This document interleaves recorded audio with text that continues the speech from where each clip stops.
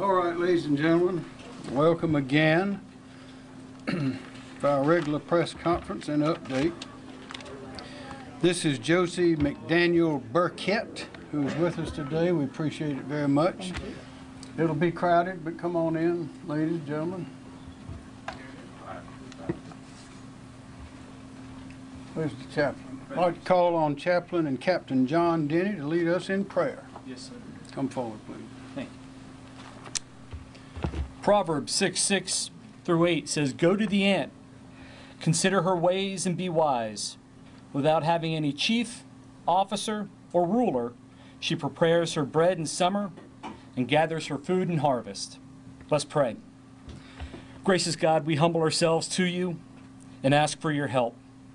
Help us to exercise sound judgment in our preparations for the storm. Help us to be wise in our decisions. Help draw us closer to each other and strengthen our bonds within our communities and as a state through our care for one another. Help us to use this event as a rallying point for unity. Help keep us safe, O Lord. Help us to honor and praise you even in the midst of the storm. Lastly, help us to remember that the same God that created the heavens and the earth is the same God that is with us and will see us through the storm. We ask all these things in your gracious name, Lord. South Carolina strong, South Carolina proud. Amen. Amen. John Quarello, National Weather Service. Thank you. Good afternoon.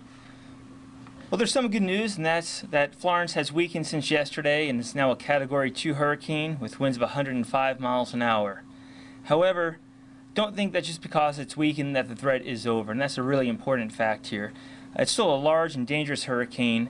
When you look at the size of the hurricane strength winds extend out to the west of the center 50 to 60 miles, and the tropical storm force winds extend west from the center 110 to 140 miles. So this is a very large hurricane.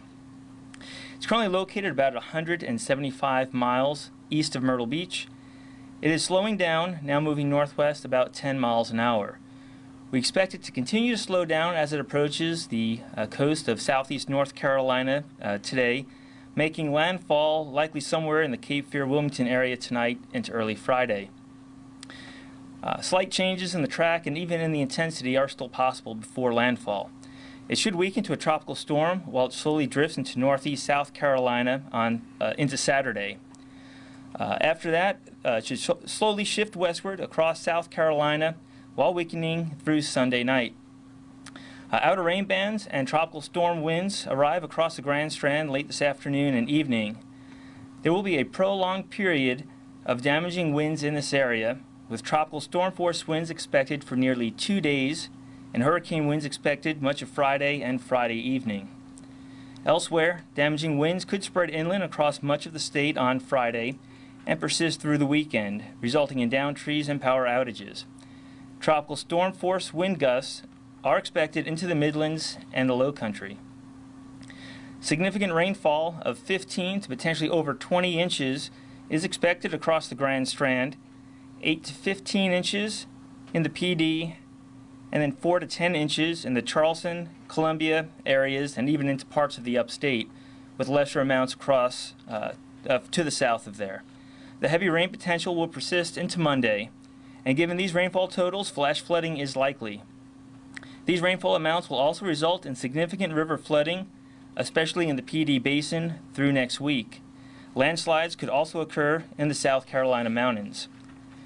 Storm surge is another concern, as values could reach as high as 4 to 6 feet above ground level in some locations north of the Santee River, and 2 to 4 feet above ground level in some locations from South Santee River to Edisto Beach. A threat of isolated tornadoes also exists as Florence shifts across the state. Please make sure not to underestimate this powerful hurricane, as much of the state will feel impacts of damaging winds and torrential rainfall for a couple of days, followed by potentially significant river flooding. Thank you, Governor. Thank you very much. And if you noted from those remarks and figures, that what that means is the hurricane portion of the hurricane wind portion of the storm is almost 90 or 100 miles wide, and altogether the tropical wind winds and the hurricane winds are almost just under 400 miles wide. And as he said, it's going to be moving at great velocity as it comes here, but also will be moving across the ground at a slow rate, which means all this rain is going to be here for about 2 days, starting at one side of the state and going to the other. Something else that you may not have heard before is that we may have landslides in the upstate as a result of this, and that's because I think it's about 7 inches of rain may be expected in the upstate. So this is still a very, very dangerous storm, not only on the coast, but also in the interior of the state. And the very unusual part is going to last for about 2 days. So that means that we're going to have to be patient, because as we leave our homes, and we've now had over 421 people that we've counted, 421,000 that have actually evacuated, and we expect more. But there will be still people will be on the roads. But we would say when it comes time for those winds to get to Myrtle Beach, that'll be the first place they'll arrive. Will be sometime this evening. That is at least 39 or 40 miles an hour. It isn't time to get off of that road. And as the storm moves in Charleston tonight, you should not be on the road. And when it gets down to Beaufort sometime tomorrow, you should not be on the road. So if you're going to leave, and you should leave, if you have not left these evacuation zones, you should leave now, because time is running out. And remember this, once these winds start blowing at that tropical storm rate, it will be virtually impossible for the rescuers to get in to rescue you. So they will be leaving just like the others, because it'll be highly dangerous to be there. So if you have not left, if you are in a place of danger, if you're in these zones, now is the time to go, because that window of opportunity is closing on you very quickly. And if you stay in those zones, when the bridges may be overrun, there may be debris on bridges, there'll be electrical lines will be down, possibly all over the state. There will be roads that'll be closed because of trees across the roads. Some of the roads will be washed out. It will be very difficult for people to get in to fix those things until the winds have gone, the rain has subsided, and even then it will take days to do it. And the first responders will be the first ones to go in. They'll have to be cutting trees and trying to put up the power lines. So for those people, whether you are in those areas or you are outside of those areas, you should plan to be patient, because you may not be leaving wherever you are for several days. It may take a week. It may take 2 or 3 days. We don't know. But we know that things will not be normal for many days. Highway 501 is now going in both directions as of noon today. I-26 will be going in both directions as of 6 o'clock p.m. today. But of course, we don't expect many people to be going into the area except first responders and those who are still setting up. As I mentioned, power will be out for a long time. Think about what you need for power. If you have a cell phone, it's not going to last the length of time that it's going to take to get through this storm without being repowered. So you need to have an extra battery or some place to go that has plenty of power. I mentioned the trees are going to be down on the roads. The power lines are going to be down on the roads. Don't drive your car into a standing water on a road. There may be no road underneath that standing water. There may be a power line down under that standing water. This is enormously dangerous. And also we may have flash floods. So if you see a barricade, do not go around the barricade. And again, don't try to take your well-known shortcut that usually works. Follow the signs, follow the evacuation signs. And again, it's getting late to evacuate. So if you are in one of these areas, you need to go on and get out now. Again, the power line crews, the law officers, and others will be the first to go back in. People will not be able to go back into their homes. We know everyone wants to get back to see what has happened and to take care of things, but that will not be possible until those areas have been cleared by the proper authorities. So we ask you, please obey their instructions, because they are giving them for your safety. And finally, I'll say this: we are well aware of the tendency of some people to want to get in early and loot. There are thieves all over the place, and you can be assured that South Carolina law enforcement authorities in all of its different aspects will be on high alert for such. We want to keep our people safe, keep their property secure. General Livingston. Thank you, Governor. Governor and people of South Carolina, Team South Carolina, from the state perspective, we are set. We maybe have a few minor adjustments, but we're set, ready for this storm. We need the rest of Team South Carolina, the citizens of South Carolina, to be set. The governor has made some very cautious decisions to make sure that we don't gamble with people's lives, and we don't want you to gamble with your life. We're continuing to coordinate with our neighbors to the north. Both of our National Guards have about 3,000 people activated at this time, and we are able to exchange resources on the border. So as the storm comes across the border, we're prepared to deal with that. Thank you, Governor. Thanks, sir. Christy Hall, Department of Transportation. Just like to give you a quick update on DOT and traffic operations in the state. Traffic has been relatively light this afternoon, and our traffic volumes have been dropping off steadily as the storm approaches. The reversals that have been put in place on I-26 and US 501 have functioned very well and operated as designed. I-26 in particular, through noon today, we moved an estimated 51,000 vehicles since the evacuation time. That includes up to 400 vehicles per hour on the reverse side. As well, for Tuesday, we had a peak of about 400 vehicles per hour Tuesday on I-26 reversal. And then yesterday, we had a peak of about 560 vehicles per hour using the reverse side on I-26. Without that reversal in place, we believe that we would have had a lot of congestion and slow-moving traffic on I-26 both Tuesday and Wednesday.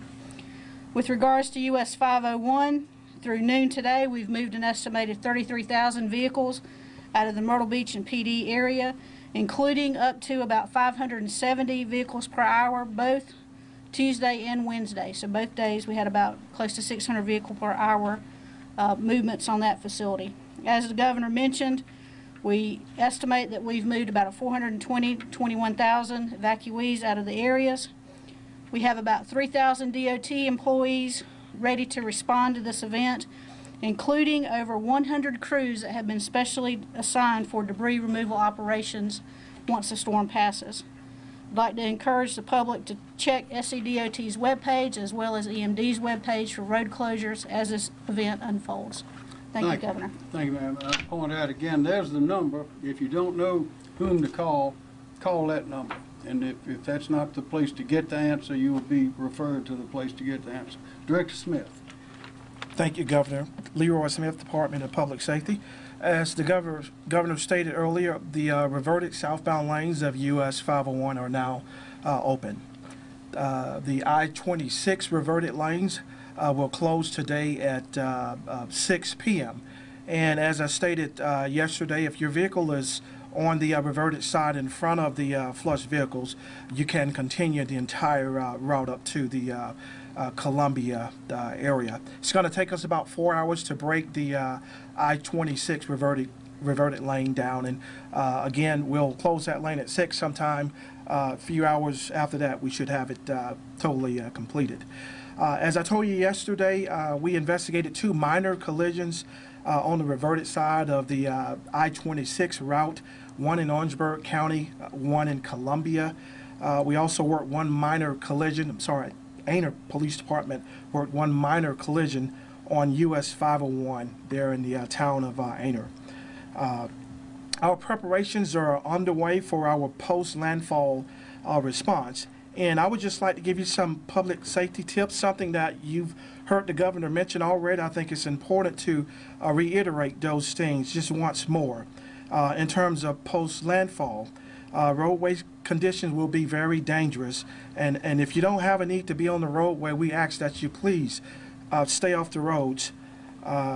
Again, the phrase, turn around, don't drown, could not be more important than now. So don't drive around the barricades, as you heard the governor state earlier. Don't drive and stand in water. We know why. It could be down power tree branches down, or the roadway could be washed out. And something else, don't use or play in standing water for recreational purposes. There could be a lot of safety risks associated with that. That's all I have, Governor. Thank you. Okay, thank you very much. Chief Keel, SLED. Thank you, Governor. Mark Keel, SLED Chief. I just want to say, as you've heard, the evacuations and lane reversals are coming to an end.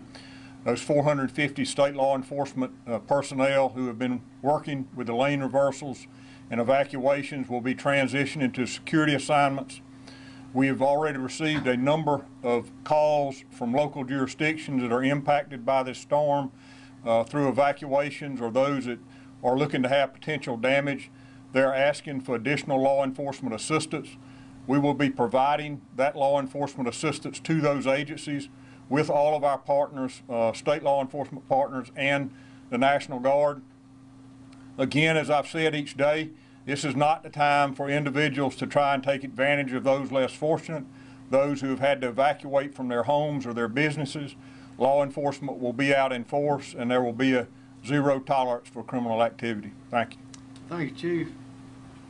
DHEC, David Wilson. Thanks, sir. Sir, thank you, Governor. DHEC continues to perform pre-storm assessments of dams across the state, focusing on those areas where we're expecting the highest amounts of rainfall. So far, we have assessed over 240 dams. For those that we need to keep closer attention on during the storm, we're partnering with the National Guard to do so.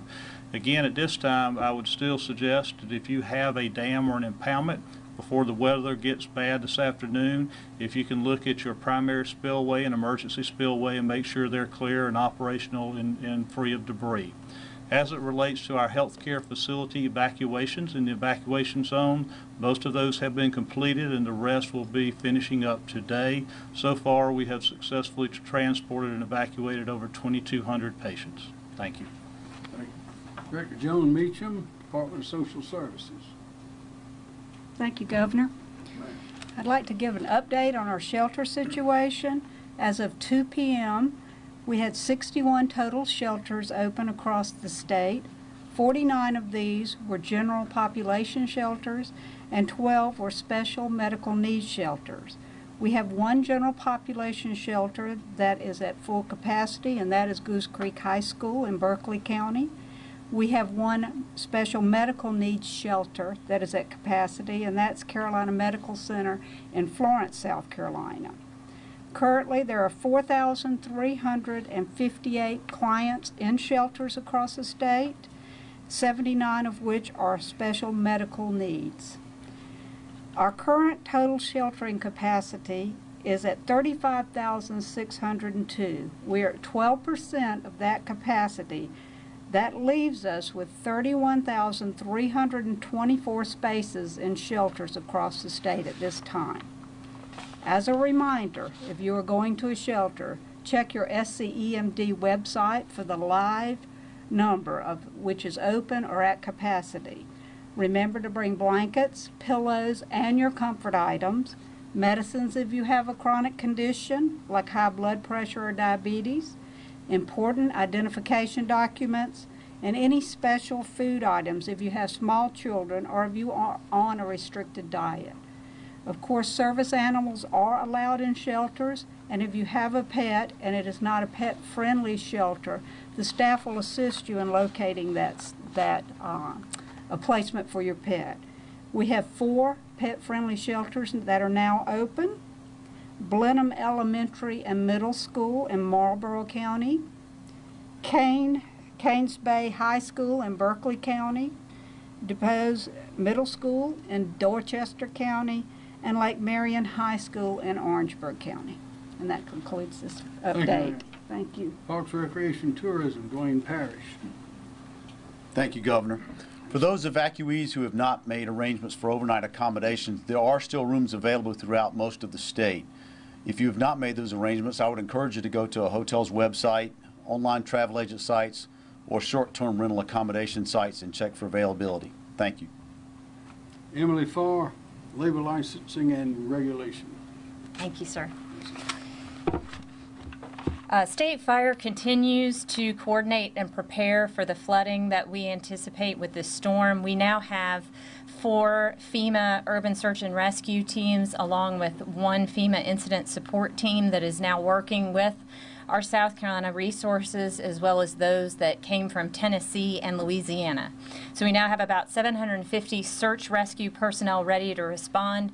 Some of these teams are stationed here in Columbia, and others are already in places closer to the coast and areas where we anticipate flooding, ready to respond as soon as the winds died down and it is safe to do so.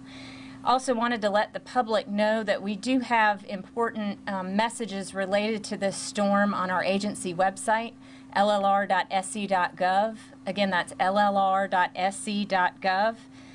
We have a link right on the home page to some of these important messages from everything from our OSHA division for employer and worker safety messages, messages from our licensing boards and the State Fire Marshal's office. Wanted to highlight one of those. After the storm, folks will be looking for property repairs. They want to make sure that when you do that, to look for a people or a business that you engage, make sure that they are properly licensed with our state. There's many insurance companies, agencies, and organizations that won't provide reimbursement assistance to property owners if you are using someone or a company that does not have a proper license in the state. You can find that important information along with how to look up licensees and who needs to be licensed at that website. We do also have an important message about how to remain fire safe during this storm. And so I'd like to ask our State Fire Marshal, Chief Jones, to come forward and give that information to the public. Chief Jones. Thank you. Thank you. Many areas of our state will likely experience extended periods without power as a result of this storm, and I want to offer a few safety tips to prevent injuries, deaths, and of course property loss as a result of those actions. First of all, avoid the use of candles for auxiliary lighting. It's best to use battery-powered flashlights or lanterns instead of candles or other open flames. And of course, I suspect that many people will be using generators. Make sure that you operate a generator in a well-ventilated location that's outdoors, that's away from doors and windows. Never operate a generator in an attached garage, even if the doors are open. And also make sure that you place generators so the exhaust fumes are pointed away from any doors or windows on your home. Make sure that you have carbon monoxide detectors and alarms in your home that will indicate if there's a carbon monoxide buildup before it's too late. And as a message to protect our linemen and power utility workers that will be restoring power in the area, if your generator is hooked to the main breaker box of your home, make sure that you switch off the main breaker to your home before starting the generator, because that power can backfeed back to the power lines and potentially injure the line workers that are working to restore your power. Make sure the appliances that you're operating off of that generator do not overload the generator's capacity, and make sure extension cords used are not exposed to water. Please make sure, and we actually had a fatality last year following Hurricane Irma as a result of this, make sure that you fuel your generator after it's cooled down and never run your generator inside your house. We actually had a fatality last year after Irma because of a generator being run inside the house. And then experience has taught us to avoid cooking-related hazards as a result of a hurricane and power loss. Make sure that the eye to your stove is turned off when the power goes off.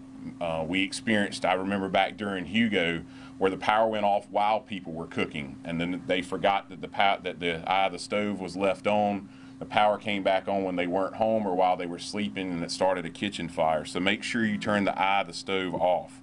Never use portable or fuel-burning appliances inside your home, and never burn charcoal grills inside your home. So again, just some safety messages to make sure that you stay safe and your property stays safe following power outages. Thank you. Thank you, Chief. What Chief Jones has pointed out is, and has been emphasized here before, is actually 2 phases to this, two separate operations. One is facing the challenges presented by the wind and the very large surge that we know we're going to have, and the rain and the water and all of that. But then once that is gone, then we have the recovery period where we have people without power, and there are just as many dangers there as there are when the storm and the hurricane are approaching. So we need to be very careful and be patient and follow the directions and advice of the professionals in this area. One of those is Libby Turner from the Federal Emergency Management Agency. Libby? Thank you, ma'am. Thank you, Governor. Thanks, sir. FEMA's here in support of a very strong and capable Team South Carolina as we plan and prepare for the potential impacts of Hurricane Florence. We have here an incident management assistance team that includes our Defense Coordinating Officer and his team and other federal agencies such as Health and Human Services, Department of Transportation, the U.S. Army Corps of Engineers, Department of Energy, and others as we work together to prepare and plan for the potential aftermath. We also have 2 incident support bases where we have supplies, search and rescue teams, other commodities that might be needed after the storm. While we don't wish for impacts from this storm, we're honored to be here in support of the citizens of South Carolina. Thank you. Thank you. And thank you, Ms. Turner. I need to add, we've also heard this morning from Secretary of Transportation, Ms. Chow, from Ben Carson, we've heard from yesterday's Secretary of Commerce, U.S. Secretary of Commerce, Wilbur Ross. I mean, we are receiving plenty of attention, and we appreciate it very much from the federal administration. Kim Stinson, Emergency Management Division. Yes, sir. All right, thank you, sir. Obviously, the SEOC's still fully operational here, and will be for certainly the near term. Our priorities here with the State Emergency Response Team have not changed. We're still going through evacuation and sheltering, and then we're follow-on operations, initial response, reentry, and initial damage assessment, and then also planning for flood operations. Right now, at the county level, there are 22 county emergency operations centers that are open, and their primary focus continues to be evacuation and sheltering. In terms of logistics, so far we've received 573 requests. 408 of those are either complete or in progress, and it ranges anywhere from ambulances to buses to generators. We've got 7 teams from 3 different states that are on the ground or will be on the ground this afternoon in incident management, swiftwater rescue, and air support. And we've got 7 others that are pending and due to arrive here in the near term, and that includes additional air support, personnel, and damage assessment. And right now there's a little over 200 individuals from other states that are here right now. We've got over 8,000 of tarps, blue tarps in our inventory right now for temporary roof repair. And we've got over 275,000 sandbags that are available if we need them. We've already issued over 250,000 sandbags out at the county level. The most likely response requests that we're going to get here following the arrival of tropical storm force winds is debris management, generators, and damage assessment. So we expect to get those as we have in the past, and we continue to plan for sustainment operations for both emergency operations centers and teams, because this is going to be a long operation, we fear. Governor already talked about the public information phone system, and that's at 1-866-246-0133, and that's operational. They've taken over 5,000 calls right now, primarily evacuation and sheltering questions. Several people have already mentioned it, but we've got our website, scemd.org. It still has lots of information. It's in disaster mode right now, so you can, as soon as you open it up, it's got all the important links that you need to stay connected. Also, our emergency manager application that's on your smartphone. We've got almost 100,000 downloads on that, but it has everything that the website has, and it allows you to put in your own personal information so that you can stay connected. And with that, sir, that completes my brief. Thank you. Colonel Taylor, Alvin Taylor, Department of Natural Resources. Thank you, Governor. As in yesterday, we realized that we're going to have a flood event. We're forecasting statewide heavy rainfall. So we're in the process of preparing not only our DNR officers but our state partners to respond to these communities where we have flooding conditions. One of the things that when you have a flooded area, a flooded subdivision, it's even more vulnerable to looting. So we want everyone to know that we're going to be there with our other state law enforcement partners to protect their property. If you're going to go boating while in the waterways, please be safe, be careful, travel at a slow speed. Just like on our highways, there'll be much debris in our waterways as you're in a boat, so it can be very hazardous. Our waterways during flood conditions, the waters can be very swift and rapid, which causes another safety concern for boaters, especially if you're a boater with not much boating experience in this type of water. And please don't go sightseeing. Once again, please don't go sightseeing. So many times when we have these flooded areas, boaters will put their boats in the water to go look. And that just causes all types of problems, especially for those homeowners that may have water in their home or almost in their homes by boat wakes that will put water in their homes and cause much more damage. We still anticipate our area of top priority to be the PD River Basin. Once again, the PD River Basin is our priority area for now, simply because they will be receiving water not only from South Carolina rainfall, but also North Carolina rainfall, all in that one river basin. We will continue to monitor other river basins. We are modeling now. We have some good ideas of areas that we need to be paying attention to, but once it starts raining, we'll have real-time modeling. We'll be able to be ahead of the flood waters and anticipate having all of our resources in place. So once again, be safe, be careful if you're on the water. Our waterways during flood conditions can be hazardous just like our roadways. Thank you, Governor. Thank you, Colonel. Director Jerry Adger, Probation, Parole, and Pardon. Thank you, Governor. Good afternoon. Anytime that you have a state of emergency in South Carolina like we have today, I just want you to know that all of the state law enforcement agencies, SLED, Department of Natural Resources, Department of Public Safety, as well as Probation, Parole, and Pardon Services, we come together and we work as one. You heard that the lane reverse will be completed today. That lead was by DPS. We worked with them on that.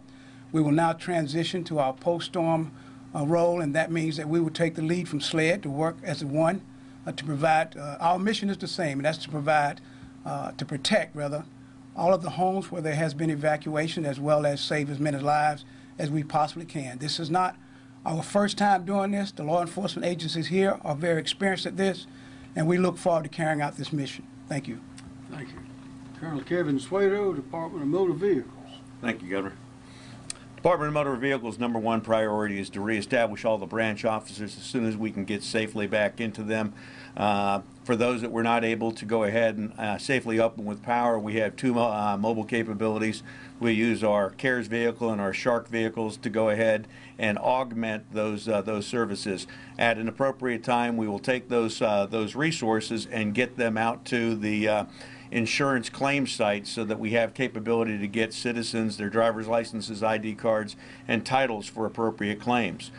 Shifting gears, though, it's an opportunity to talk about the South Carolina Disaster Recovery Office and where the state has a world-class response element. I want to talk to everybody about the requirement to get out there and recover. There are not abundant office resources to get out there and recover each of the homes that are going to be impacted by this flood. And as a result, the priority will go through the South Carolina Disaster Recovery Office to the most vulnerable people in the state, primarily those individuals that are bottom third of poor, they are disabled, and they're age dependent. That means that if you are able-bodied, you are going to be responsible particularly for the initial recovery that comes from your home. That means being prepared for the recovery itself. That means going out and buying things like mops, buckets, Clorox, gloves, and contractor trash bags so that you can go ahead and get rid of the trash and the water as fast as humanly possible so that you can mitigate the impacts of things like mold and mildew that will take over a home if you're not careful. The last thing that we use as a lesson learned that I'll throw out this time, a lot of you are going to be exposed to a lot of time outside at this point in time, and it is mosquito season, and this is the time to go out pre-storm and buy the bug spray so that you're properly protected. They're going to be out there like they have been each of the prior storms, and we want you to go out and start buying that stuff so you can protect yourself now. Sir, subject to your questions. Thank you very much. And in that vein, we've also been in contact with Secretary Linda McMahon of the Small Business Administration, and they are ready to provide assistance in recovery as well. Director Nanette Edwards, Office of Regulatory Staff. Thank you, Governor. Well, as been stated several times earlier in this briefing and addressed by the Governor, we are anticipating that with the current projections of this storm, we could have extended power outages. The reason for that is the crews cannot go out and begin restoration efforts until it is safe to do so. And because we now understand that the winds can be 30 miles per hour and greater for a sustained period of time, the utility crews cannot go out until it is safe to do so. So, for example, if you were to lose power on Thursday, it could be several days before your power could be restored. And along those lines, if you choose to remain in place, please make sure that you are prepared for that extended power outage. Make sure that you have batteries. If you rely on a cell phone, make sure that you have your extra battery charged. Take those precautions. We urge you to do so. The Office of Regulatory Staff is also continuing to work with our fuel partners to make sure that there are adequate fuel supplies for any continued evacuation.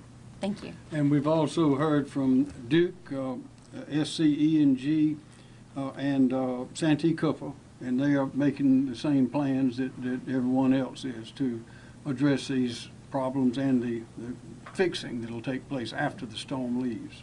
Yes, sir. Thank you. Any questions? Yes. Can I get maybe Colonel Taylor to address more specifics on concerns for river flooding, when and where? Yes, ma'am. Well, we know from past experience and from the models we are currently running that the highest area of vulnerability will be the PD basin.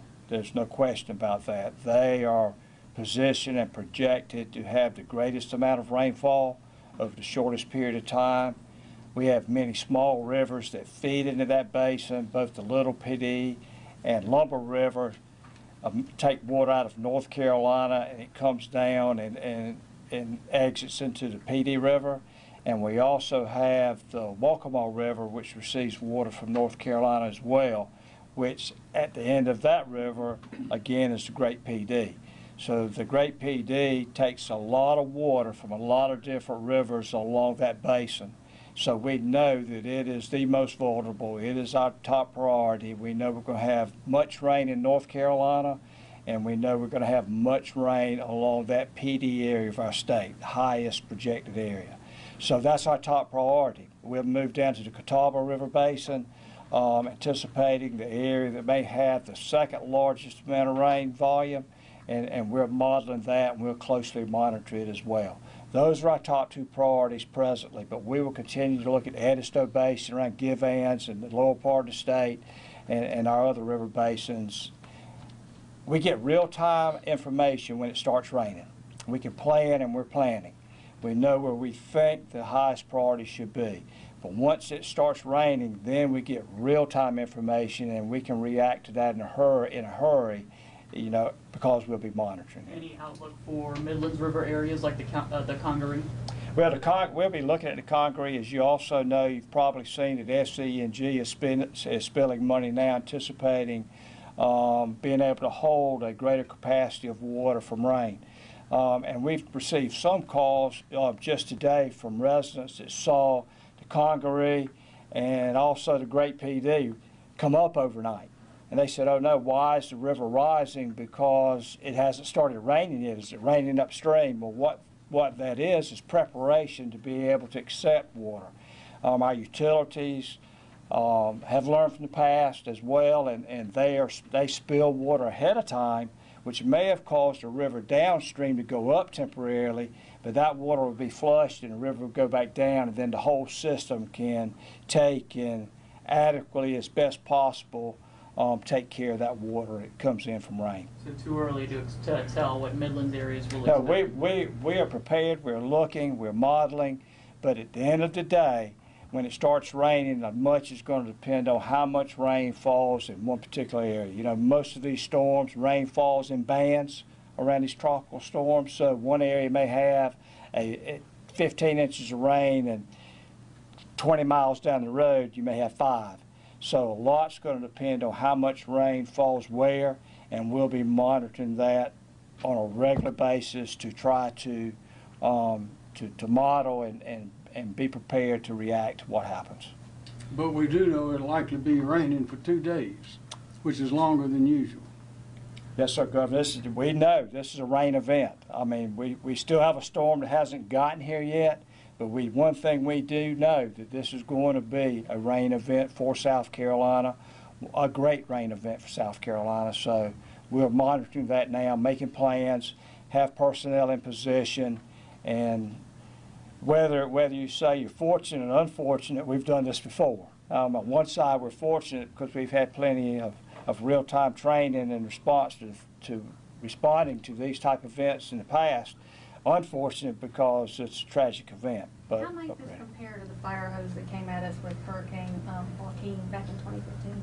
Well, when Joaquin came at us in 2015, I would say that we weren't prepared. We were not prepared for the amount of rain that fell. Much of the rain prognosis at that time, we weren't looking at the amount of rain that fell. It wasn't forecast. And when Joaquin set up over us for a period of time and it rained, it rained. So I think now, although some situations may be similar, I think now we're more prepared to monitor, to react, to forecast than maybe we were during Joaquin. Governor, I want to... And in addition, we have technologies now that we didn't have before. Wilbur Ross was explaining how Secretary of Commerce, we have drones in the air, have submarines or some sort of submarine drones out in the ocean now, bringing in data about this storm, and have a satellite technology that didn't exist just a few years ago. And Bob McMaster is here in the room with us, or was a few minutes ago, back when Hugo came in 1989. He and Governor Campbell were sitting at the State House trying to get as much information as they could. There wasn't that much available, and they made their main decision based on Jim Gandy at WIS-TV, who was an excellent weatherman. Things have changed a lot. We can still predict a lot, but this particular storm is unpredictable. Things have already changed so many times. But we're as prepared now in this state with this team that we have, this team South Carolina, we're as prepared as anyone in the country, and probably more so, for these kind of events. Governor, would anybody here be able to address that prison situation? Have any of them been evacuated in those No, evacuations? so they have not been. Nothing has changed since yesterday. Well, the same reasons as yesterday. If you look at the prison buildings in question, there's only one, I believe, that is in the evacuation zone, and that's McDougal, and it's right on the edge of the zone, almost on the right on the line.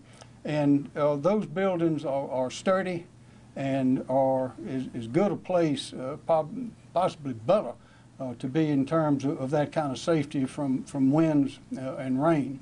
And we're working closely with Director Sterling and others to determine what the best thing is to do, and at this time, the best thing to do is to stay on campus. It's the safest place. Will they have enough security personnel if Yes. something does happen? They will, yes. When it Yes, comes sir. to the Red Cross shelters, we're getting word that a lot of the shelters don't have food, they don't have beds, they don't have water. Are there any efforts Yes, ma'am. to get those items to those shelters? Yes, the mass feeding has been activated, and food has been ordered, and it's currently going out as far as it can before the road shut down, and then it'll go to various distribution points. As far as the bedding, I know that they're in process of trying to get cots into the shelters. I know that local EMDs and the Red Cross are working. I don't know the numbers or the exact shelter locations where cots are at this time. So it starts from Columbia and then kind of works out to where? The food distribution, Kim? Yeah, it starts here and moves back. Right. There is Yes. a statewide plan that is being implemented and is being perfected as we go in conditions required. We've been on the phone this morning. There were discussions with Louise Welch of the Red Cross, and things are proceeding well. Yes, sir. There was another question. Was there another question, Colonel Because Taylor? I was going to address on Department of Corrections question. We're in constant contact with all of our modeling, and we're giving that information to them as they make their plans as well. So they aren't out there operating in a vacuum. Any of our models and information that we have for our rescue team and for our enforcement team, we're also sending to them so they can prepare. Yes. Thank you, Governor. I wanted to follow up on something that Colonel Taylor's been talking about, and John and the Governor. This is a long-term event, and it's almost in two phases. The first phase is going to be the hurricane coming through, or the tropical storm. There's going to be a lot of wind, a lot of rain, flash flooding, and things like that. While that rain is still coming down for a couple of days, 1 to 2 days later, you're going to have stuff coming from North Carolina. You're going to have things coming in from the upstate. So you're going to end up with a river flooding condition. So just because the rain starts letting up, don't assume everything's good and you go back to your house in some low-lying area and then be surprised by the river coming up. So it's one of those things of you got to be situationally aware. So make sure that you've got a battery-powered radio, a weather radio, and that you purposely try to find out information before you start considering returning home. Because this is something that's going to be extended, and you're going to see at least 2 waves of damage coming through. And this may be the first time we've experienced such a two-punch from these kind of conditions. So Yes, when ma'am. might people be able to come home? I mean, is there We any- don't know. Okay. Yes. Any updates on? Okay. Go ahead. What's that? What was the question? When might people Be able to come home? Well, once the storm passes, we'll go out and do the assessment in order to try to get the lanes reopened, do a safety check of our bridges. That'll be one of the first things that we do. Right away, we'll be positioned to be able to fly our bridge inspectors around to check the critical bridges, and we'll also be looking at our roadways to make sure that the roadways are able to support the traffic as it comes back in from making sure that nothing's washed out or any of our bridges are incapacitated. And that'll be done in advance of the reentry order as the governor deems appropriate to move back in. That's why you have to watch those barricades and watch the warning signs. Governor, Mr. Stimson? Let's get Kim Stimson, and we'll come. Yeah, just talk a little bit about the reentry process. We'll work very closely with the county administrators and the local emergency managers on when it's safe to come back in. When they feel like they can receive their population back into their area, they'll make a recommendation to the governor, and then of course the CERT will also make an additional recommendation, but it'll all be very carefully orchestrated and certainly not a unilateral decision, but give good information to the governor on that when it's safe. Yes, sir. General? We have to, as citizens of South Carolina, we have to realize this event's going to go well into next week. And we don't know how much the storm's going to slow down. We don't know exactly where the flooding is going to be because, as Director Taylor talked about, it's according to exactly where it rains rather than just generally where it rains. So we really don't know. And this thing goes back into what Director Stinson talks about is it's got to be the local leaders as they assess the situation to make that determination. But this is the event itself is going to go in the next week. Then we start looking at when to come back home. So it's going to be a while. So to clarify, that would ultimately be a state decision for specific areas as to when they can come back? You want me to answer that? Go ahead. Normally, the governor will assess the state along with his team, but it will be back to the local officials to determine locally when it's safe to return. So they'll provide input. We may open major highways based on everybody's input, but it's the local officials that will make that determination because they're best to make it because they're on the ground. So they'll make the call. They'll make the call. That's right. And it'll be communicated. Ms. Hall? Yes, sir. Just want to provide some clarity on the reversals. We're removing the reversals because of the approach of tropical storm force winds. And so we're breaking those down as we did on 501 earlier with our partners with DPS in order to retreat from the area and get safe harbor for our employees and our workers. So we'll be ready to go back out whenever the storm passes. That does not mean that the evacuation order has been lifted just because we've moved out of that area. The same thing is going to apply for I-26. As we remove those employees and kind of unwind that reversal situation this afternoon and early evening, that does not mean that the evacuation order has been lifted for the Charleston area, just to make sure that that's clear to everybody. You will, it would be very clear when the evacuation order has been lifted. And we'd ask everybody to stay tuned. There are a lot of questions. There are a lot of different questions that can come up between now and tonight and tomorrow. But many of them can be answered by calling that number, at least as a starting place. More questions?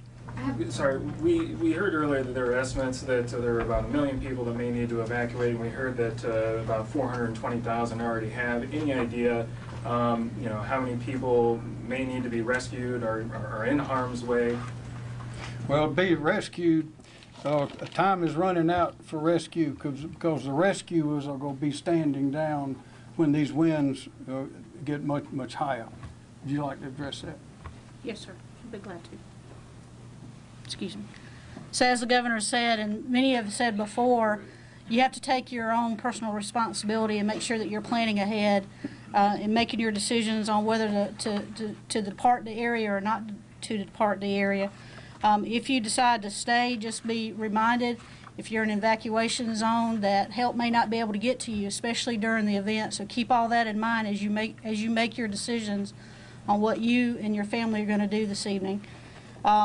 We believe in the Myrtle Beach area that there has been significant participation by the locals in the evacuation. We believe we achieved somewhere between 70 to 75% on the evacuation.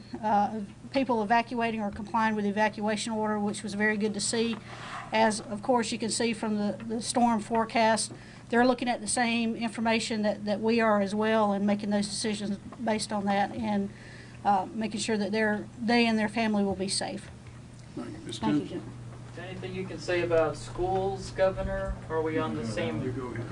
As far as the estimates on the evacuating people is that we originally had the 1 million figure because it was going to be a full coastal evacuation involving the entire coast.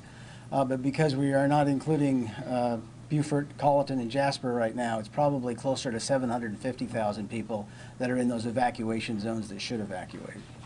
Just getting back to my Red Cross question, these people were asked to evacuate their homes and then they get to the Red Cross and there's no place for them to sleep. Would you say that this is acceptable? Well, there is a place for them to sleep. If they're in a shelter, there's a place for them to sleep.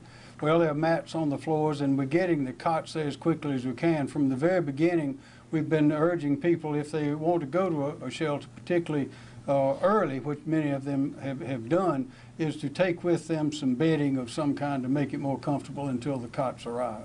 But I assure you that the plan is being implemented and perfected to get those cots that have not already been delivered, to get them delivered to be there for the people.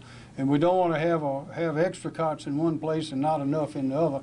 So it's a precision contest to get it to the right place.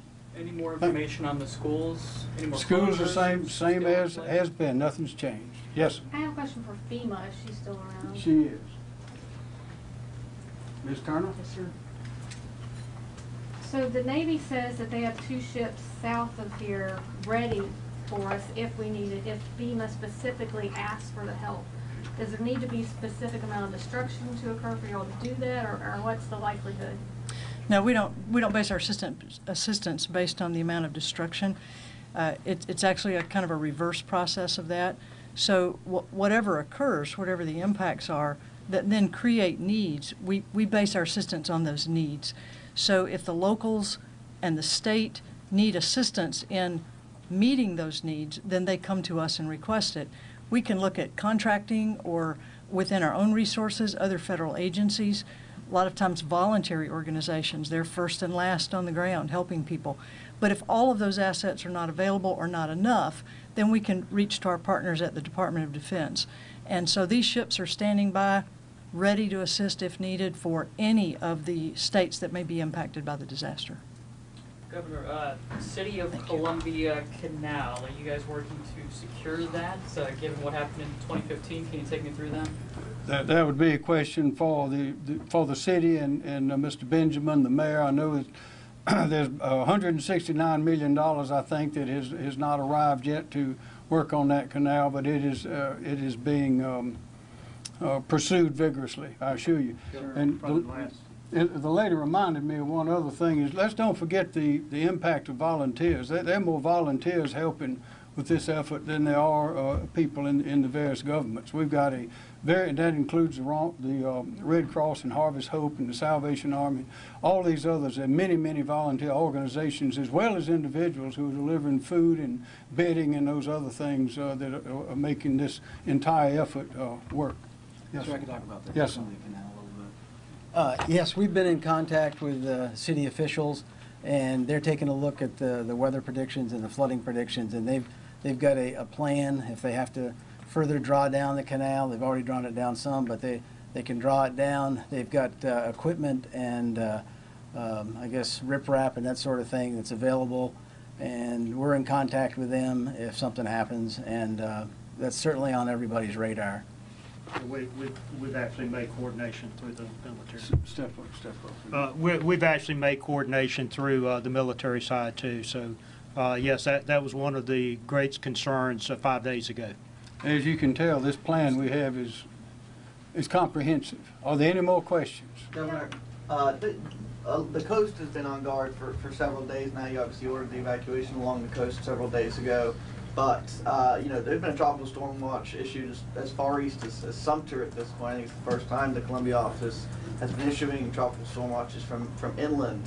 For folks residents in the inland, who may think that they're out of harm's way because they're 100 miles away from the coast, what's your message to them about what they should be watching? Well, the most recent part of that message started about 30 minutes ago when we started this press conference, and it has been in every one that we've had so far, and probably in most of the weather reports, and that is that the unpredictability of this storm has been demonstrated so far. The strength of this storm and the hurricane has been demonstrated as we see now. This is, as we've said, this is a different kind of hurricane. This is not one that's going to hit the coast and pass through quickly. This is one that's going to hit the coast and stay, maybe for 2 days.